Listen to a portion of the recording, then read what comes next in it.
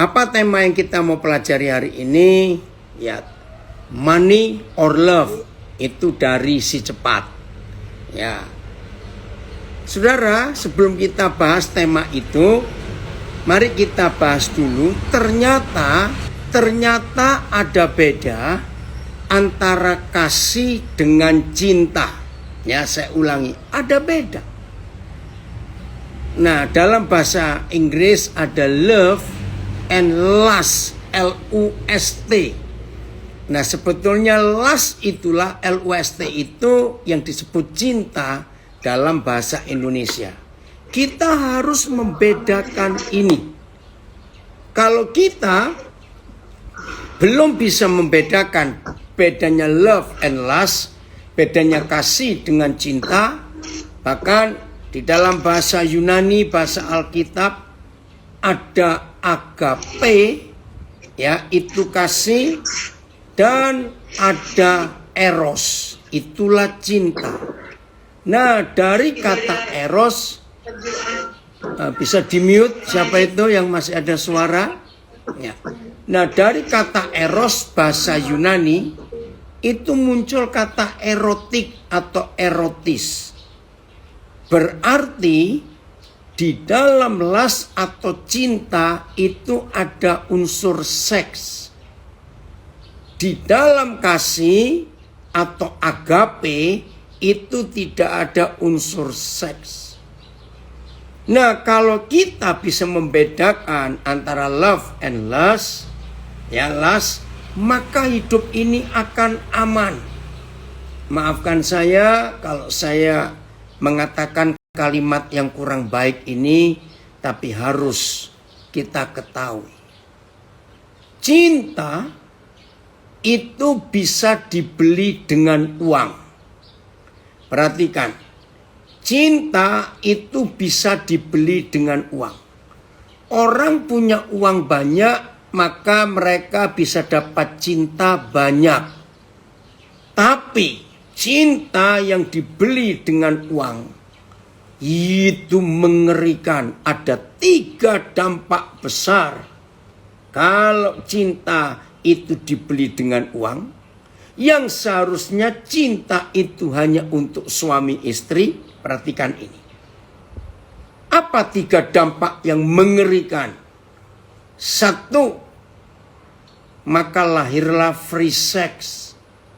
Karena bisa beli cinta itu. Maaf, free sex.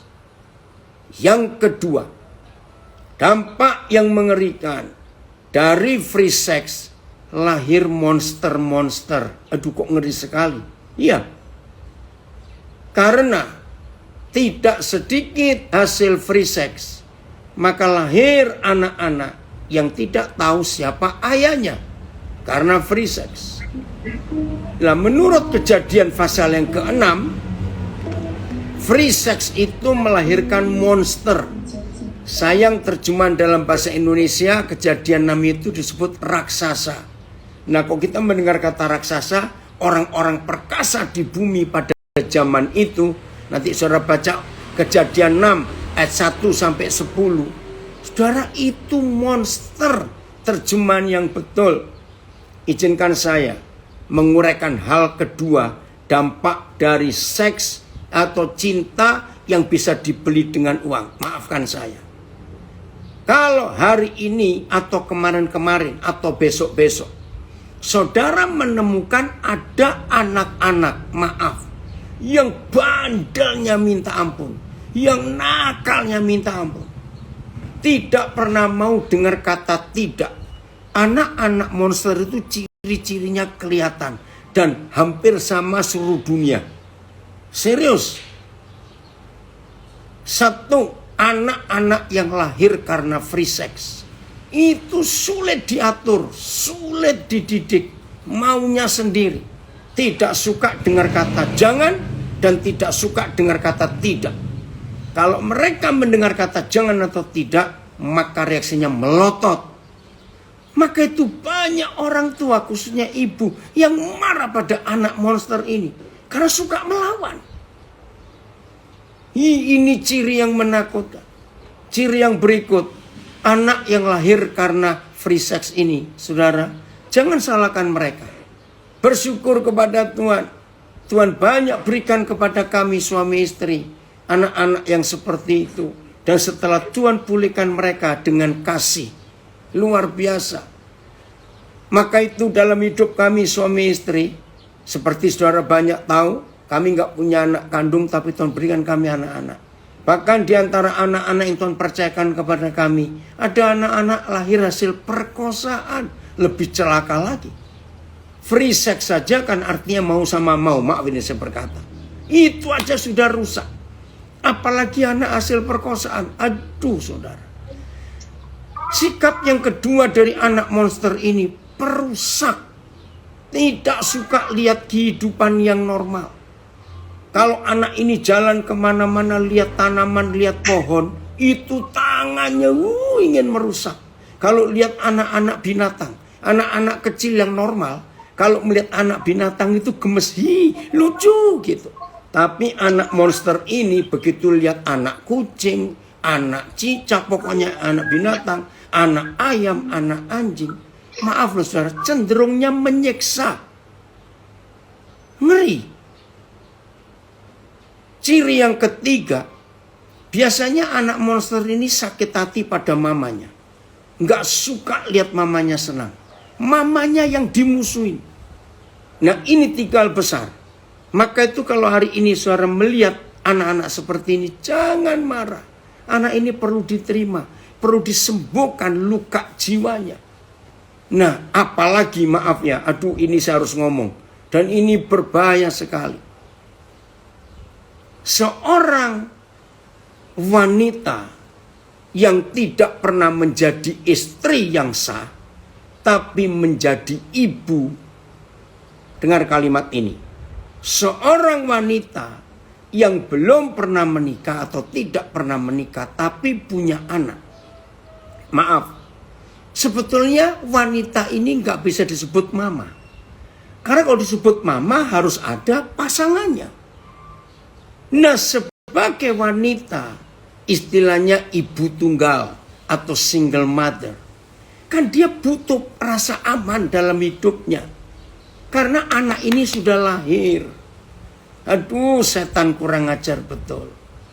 Maka seorang wanita yang bukan ibu tapi punya anak, didekati seorang cowok. Mungkin wanita ini, maaf saya berkata, wajahnya cantik atau menarik. Maka banyak cowok yang dekat. Maaf, biasanya. Maka itu ya para pria, ayo kita bertobat. Jangan kita jadi buaya-buaya darat yang menipu banyak perempuan. Maaf saya berkata ini. Terjadilah seks lagi. Hamil anak kedua. Ternyata ditinggal. Maka wanita ini punya 2 anak. Makin berat beban hidupnya. Karena cinta dibeli dengan uang. Muncul cowok ketiga. Maaf. Maka itu ketika kita lihat di sekitar kita. Ada wanita-wanita seperti ini. 3 anak, 4 anak. Dengan 4 laki-laki yang berbeda. Jadi ayah anak-anak itu tapi tidak bertanggung jawab. Maka itu hanya Alkitab yang pernah menuliskan ini, lahirlah monster-monster di dunia ini. Terima kasih kepada si cepat yang membuat tema yang luar biasa. Money or love. Uang atau kasih. Jangan dibuat cinta. Saudara, karena hanya Alkitab satu-satunya buku di dunia ini yang membedakan kasih dengan cinta. Tidak ada buku lain di dunia yang pernah membedakan ini. Hanya Alkitab. Jadi, selama masih pacaran, orang-orang muda itu tidak boleh hidup di dalam cinta. Jadi harus hidup di dalam kasih. Cinta itu akan dinikmati setelah sah jadi suami istri. Saudara, Alkitab adalah satu-satunya buku di dunia yang memberikan penjelasan apa itu kasih. What is love? Itu 1 Korintus 13. Nanti kita mau pelajari dengan cepat. Dan Alkitab adalah satu-satunya buku yang memberitahu kita who is love. Siapa kasih itu? 1 Yohanes 4 ayat 8. Ternyata kasih itu adalah Bapa kita di surga. Baca nanti 1 Yohanes 4 ayat 8. Tuhan adalah kasih. Bukan sifatnya, bukan karakternya. Bukan. Kasih itu adalah Tuhan sendiri. Dan Tuhan itu adalah kasih itu sendiri. Jadi bukan sifat, bukan karakter. Kasih itu adalah Tuhan. Nah, maka itu setan ingin merusak kasih dengan mengubah jadi cinta. 100%. Semua lagu-lagu, semua tulisan puisi apa saja yang tentang kasih sebetulnya bukan, tapi itu cinta. Di dunia ini disebut, tapi saya tidak setuju. Love story. Itu pasti orang akan nyebut Romeo dan Juliet. Dan kalau versi Asia sampai Engtai. Itu bukan kisah cinta, bukan kisah kasih. Buat saya itu bukan love story, tapi sad story. Loh kenapa? Itu kisah yang menyedihkan. Karena bunuh diri, mati, dan tidak tercapai. Kisah kasih yang sesungguhnya. Saya pakai bahasa Inggris. The true great love story. Hanya kasih Bapa di surga kepada manusia penjahat ini dengan cara Yesus mati. Itu the true great love story. Karena kasih itu berkorban. Kalau cinta itu nggak ada pengorbanan, malah mencari korban. Maka itu maaf ya saya berkata ini. Tahun berapa ya mudah-mudahan anak saya ini ada. Salah satu anak saya namanya Ronald Pangemanan. Ya. Yang pernah menggubah lagu Cinta Itu Harus Memiliki. Waktu itu dia dengan grup band anak-anak saya Heaven and Friends. Nah, tahu-tahu muncul lagu ini Cinta Harus Memiliki. Saudara, lalu biasa bukan album baru, maka di semua radio-radio di Jakarta diputarkan lagu-lagu album baru ini, lalu minta ranking dari pendengar. Nah, saya bilang pada anak saya, lihat aja. Dari 10 lagu yang kalian ada di album, yang akan populer ranking 1 selama berapa minggu, pasti Cinta Harus Memiliki. Tapi anak-anak ini gak percaya. Karena buat mereka, ternyata betul. Tapi masalah baru terjadi. Apa itu? Bukan perang istilahnya. Diskusi di sosial media. Saya jadi repot. Karena banyak orang percaya. 99% orang, anak-anak muda gak mau terima. Gak mungkin Cinta Harus Memiliki untuk apa? Nah, saya sebutkan, maafkan saya, korban cinta hampir 100% pasti perempuan. Tolong dicatat. Loh kenapa korban cinta perempuan? Maaf ya, cowok tidak pernah bisa jadi korban cinta. Kalau sampai ada cowok bisa jadi korban cinta, itu cowok oon. Maaf, dengarkan itu baik-baik. Yang jadi korban cinta biasanya cewek. Kenapa? Nah begini akhir dari polemik di sosial media gara-gara lagu itu. Saya bilang maaf ya. Menikah itu beda dengan orang beli sepatu. Catat kalimat ini. Menikah itu beda dengan orang beli sepatu. Maksudnya maaf. Tidak ada orang beli sepatu bisa titip. Nggak bisa. Beli sepatu itu harus dicoba tahu. Mengerti? Nah, bayangkan orang yang beli sepatu tidak harus memiliki karena masih dicoba dulu. Nggak cocok, balikkan ke tokonya. Cari ke toko sebelah, coba lagi. Nggak cocok lagi, balikkan lagi. Saudara maaf loh. Tolong sebarkan kebenaran ini. Kasih dengan cinta itu beda. Dan cinta itu harus dimiliki dan memiliki. Cinta tidak boleh main coba-coba seperti orang beli sepatu. Maaf. Ngerti yang saya maksud? Siapa sepatu itu? Ya gadis-gadis goblok itu. Yang mau dicobai, maaf, oleh buaya-buaya darat itu. Saya berkata kasar, maafkan saya. Karena saya mengalami kerepotan besar mengurus anak-anak monster itu, saudara. Karena free sex. Maka mulai hari ini saya pesan kepada anak-anak saya, gadis-gadis yang dicintai Tuhan. Jangan anggap enteng. Apapun yang Tuhan ciptakan selalu punya tujuan mulia. Saya ulangi, apapun yang Tuhan ciptakan punya tujuan mulia. Tidak ada yang Tuhan ciptakan sekedar iseng. Lihat alis kita. Ini Tuhan ciptakan fungsinya jadi talang supaya mata kita nggak rusak. Betul, semua. Termasuk, maaf, selaput darah. Keperawananmu.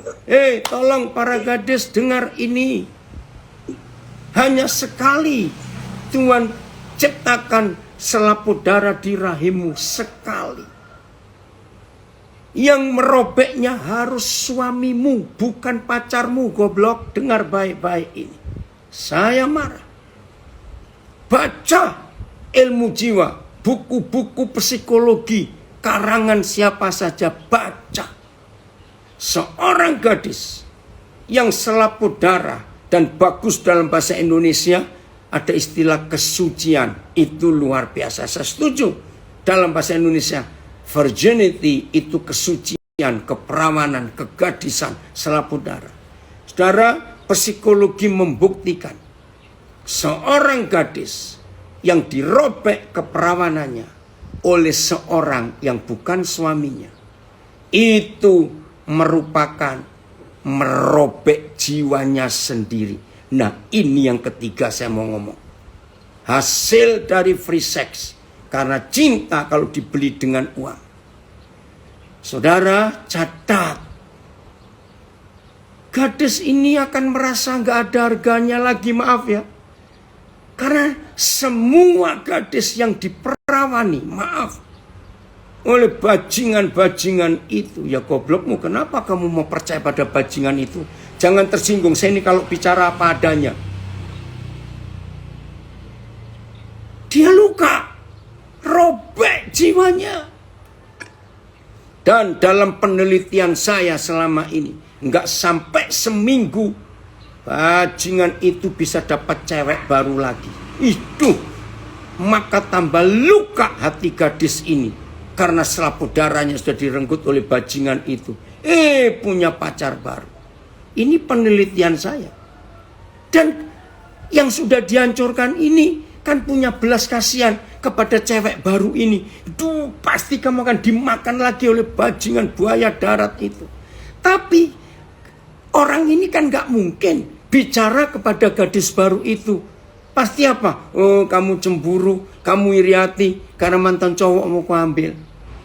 Saudara, izinkan saya menceritakan pengalaman saya tahun 76. Bersama dengan seorang hamba Tuhan sudah meninggal, namanya Yeremia Rim. Bersama dengan beberapa psikolog, kami mencari, membuat kuesioner, pertanyaan. Kenapa sih ada pelacur? Maaf saya, ini kami teliti. Saudara, ketika hasil angket itu masuk dan diteliti, 90 sekian persen, mengapa ada orang jadi pelacur? Ternyata penyebabnya ketika dia dirusak oleh cowoknya. Dan dia merasa nggak punya harga diri lagi. Maka kecenderungan gadis ini melukai suami orang. Ingin cari teman yang senasib. Ya ampun, sadis sekali. Maka itu kalau hari ini kita belajar tema ini, money or love. Uang atau cinta. Kita harus tahu perbedaannya. Mari kita buka. Buka 1 Korintus 13. Tolong ya, ayo kita beritakan ini. Apalagi yang punya anak ya, jaga. 1 Korintus 13. Kita baca mulai ayat yang keempat. Ini bedanya kasih dengan cinta. Ya. 1 Korintus 13. Mulai ayat yang keempat. Kita belajar ini. Maka itu dengar ya anak-anakku, anak-anak muda, cinta itu harus dimiliki. Harus memiliki. Bukan seperti orang beli sepatu, coba nggak cocok kembalikan ke tokonya. Coba lagi, aduh jangan, stop, cukup. Tuhan ciptakan kegadisan di rahimmu, gadis-gadis itu mulia. Kasih itu sabar, nomor 1. Jadi kalau baca mulai hari ini, kasih itu sabar. Cinta itu nggak sabaran. Maka itu banyak cowok-cowok menipu pacarnya. Apa bedanya nanti dengan sekarang? Nah, nggak sabar toh. Kasih itu sabar, cinta nggak pernah sabar. Kasih itu murah hati, cinta itu egois. Karena semua untuk aku. Wih, ngeri. Dia tidak peduli orang lain menderita. Yang penting aku sudah nikmati kegadisanmu. Kurang ajar ini. Ketiga, kasih itu tidak cemburu. Kalau cinta isinya cemburuan terus. Maka itu selama pacaran tidak boleh ada cemburu. Karena masih pacaran, belum memiliki. Anak-anak saya yang laki, yang perempuan saya pesan. Awas kamu. Papa tidak suka kamu punya pacar cemburuan melulu. Kalau saudara menikah dengan orang cemburuan kau mati muda. Catat itu baik-baik. Kalau masih pacaran tidak ada cemburu. Setelah menikah baru cemburu. Keempat, 1, 2, 3 ya. Keempat, kasih tidak memegahkan diri. Tapi kalau cinta itu boleh membual, ya nggak apa-apa. Karena sudah dimiliki. Kelima, kasih itu tidak sombong. Kalau cinta silakan sombong. Banggakan istri kita, banggakan suami kita. Maaf, walaupun jelek, maaf ya, jangan marah. Banggakan, kita boleh sombong terhadap istri kita, suami kita. Yang keenam, kasih tidak melakukan yang tidak sopan. Maaf. Membuka baju, ya, maaf ya. Istri kalau membuka baju suaminya, suami kalau buka celana istrinya, maaf loh. Nggak boleh dikatakan, kamu nggak sopan. Itu sopan. Karena sudah memiliki. Justru yang tidak sopan itu, kalau masih pacaran, awas kamu. Maka itu kasih itu tidak melakukan yang tidak sopan. Jadi selama pacaran harus sopan. Yang keberapa lupa, hitung sendiri. Kasih tidak mencari keuntungan diri sendiri. Lihat kalau cinta, wajar. Buat suami, istri itu milik pribadinya. Nggak boleh milik orang lain juga, ngawur itu. Begitu pula istri kepada suaminya. Suamiku itu milikku, nggak bisa untuk orang lain. Jadi cari keuntungan buat diri sendiri. Karena itu cinta. Tapi kalau kasih tidak. Maka itu kalau di dalam kasih ada cinta, yang rugi pasti cewek. Kasih tidak pemarah. Jadi kalau pacaran nggak boleh ada marah-marah. Belum memiliki kok marah-marah. Saudara lucu nggak? Kalau saudara marah pada motor milik tetanggamu. Loh, itu bukan milikmu kok kamu marah, ngapain? Kasih tidak menyimpan kesalahan orang lain. Jadi selama pacaran nggak ada benci, dendam, marah, nggak ada. Belum memiliki. Kasih tidak bersuka cita karena ketidakadilan.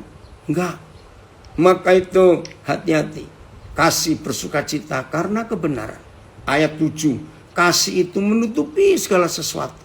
Kasih itu percaya segala sesuatu. Kasih itu mengharapkan segala sesuatu. Kasih itu sabar menanggung segala sesuatu. Wah, kalau rumah tangga seperti ini, hasilnya luar biasa. Jadi mulai hari ini, ayo ya, semua kita hidup di dalam keyakinan ini. Jadi beda kasih dengan cinta.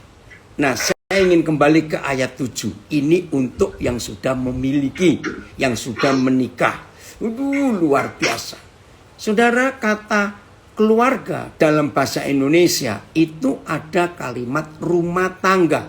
Betul tidak? Kata keluarga itu ada kata rumah tangga. Nah, sebetulnya sampai hari ini saya tuh masih belum bisa ngerti. Siapa yang menemukan kata keluarga itu rumah tangga? Sebab sampai hari ini saya tuh coba hati-hati, rumah tangga, tangga rumah. Bukan ular dan tangga, beda lo ya. Kok nggak nyambung sih rumah dengan tangga, tangga dengan rumah, kok sebut keluarga? Ya udah, saya nggak ketemu jawabannya sampai hari ini. Kalau ada yang bisa menolong saya, yang pernah tahu beritahu saya. Tapi saya setuju dengan kata keluarga itu rumah tangga, berarti ada rumah. Dan itu betul. Tuhan Yesus mengajar begini. Belajar dari burung. Wih, itu keren. Ternyata tidak ada burung jantan berani kawin sebelum dia buat sarang untuk betinanya. Waduh, itu dia. Maka itu gadis-gadis, kalau ada cowok dekati kamu, orang tua kalian setuju, gembala sudah setuju, pertanyaan terakhir sebelum berkata menikah kepada cowokmu, tanya, kamu sudah punya pintu berapa? Artinya sudah punya rumah berapa? Kenapa?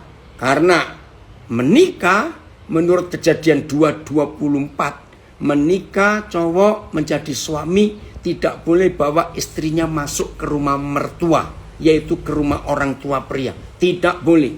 Sebab dalam satu dapur tidak boleh ada dua koki.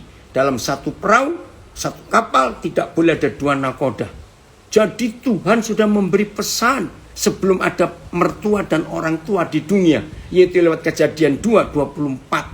Seorang laki-laki akan meninggalkan ayah dan ibunya dan bersatu dengan istrinya. Wih, itu luar biasa. Maka itu laki-laki sebelum menikah harus mikir punya tempat tinggal sendiri. Nggak harus beli, nggak harus bangun rumah. Bisa sewa, bisa kontrak, bisa pinjam. Pokoknya istrimu jangan dibawa masuk ke rumah orang tuamu.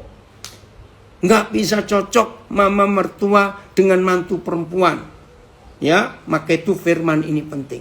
Maka itu kalau engkau gadis sudah ketemu cowok dan yakin, pertanyaan final, sudah punya pintu berapa? Artinya rumah. Kalau cowokmu jawab, aduh, aku baru punya pintu satu. Jangan menikah. Rumah pintu satu itu sel penjara. Karena kalau penjara pintunya dua, malingnya lari ke belakang. Hebatnya harus punya pintu. Maka itu harus tahu konsep ini. Wih, keren sekali. Nah, dalam pernikahan, rumah bukan fondasinya yang kita bahas, tapi tiangnya. Oke? Sebesar-besarnya rumah, sekecil-kecilnya rumah, sekaya-kayanya, semiskin-miskinnya orang. Kalau bicara rumah, saudara tahu tiang minimalnya ada berapa? Ayo, tiang minimalnya ada berapa? Coba jawab dong, di Zoom ada yang jawab? Iya, berapa minimal? 4, betul? Ini dia. Oke, ini ada komen. Wow, keren. Keywordnya kasih itu murni, ya. Kasih itu murni tanpa nafsu, betul. Karena itu agape. Jelas ya saudara? Maka itu tidak boleh salah di dalam pernikahan. Kalau cinta ada nafsu. Nah, ternyata 1 Korintus 13 ayat 7 itulah 4 tiang di rumah tangga kita. Tiangnya adalah kasih. Dan bentuk kasihnya itu hebat. Coba buka lagi Filipus 1 Korintus 13 ayat 7. Ini sebagai ayat yang terakhir. Karena saudara kita harus kembali bekerja ya. Sebentar lagi. Tiang pertama menutupi segala sesuatu. Nah, ini kasih.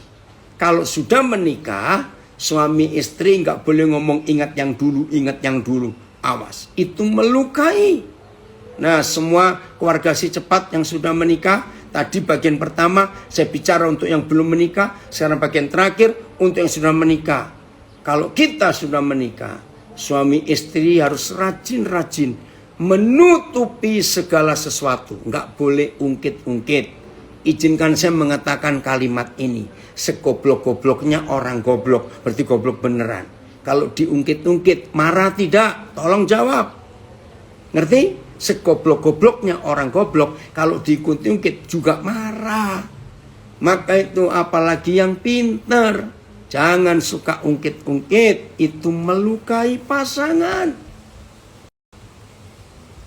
Yang kedua, percaya segala sesuatu.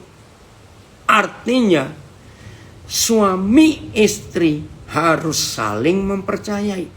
Tidak sedikit rumah tangga berantakan. Karena ada kata orang, katanya. Maka itu suami yang kupingnya tipis. Istri yang kupingnya tipis. Ngerti kata kuping tipis? Lebih percaya kata tetangga, kata orang, kata teman. Rusak rumah tanggamu. Suami istri harus percaya pasangannya mutlak. maka itu kata percaya segala sesuatu. Rumah tangga sudah cerai sebelum ke pengadilan, ketika suami istri timbul rasa curiga mencurigai. Perhatikan. Di mata Tuhan suami istri sudah cerai sebelum ke pengadilan, ketika timbul rasa curiga, nggak percaya pada pasangannya. Maka itu hati-hati, suami istri nggak boleh punya rahasia di hadapan pasangannya.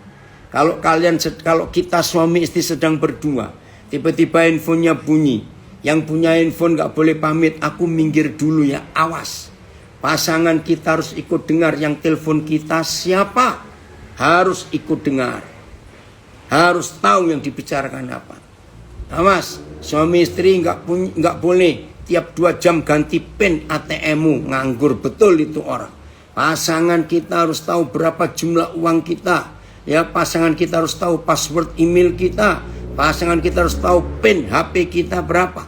Suami istri yang sudah menikah, kalau lagi BAB tidak boleh bawa HP, takut diintip pasangannya. Awas. Wih, keren sekali kalau kita pakai tiang kedua, percaya segala sesuatu. Tiang yang ketiga, mengharapkan segala sesuatu.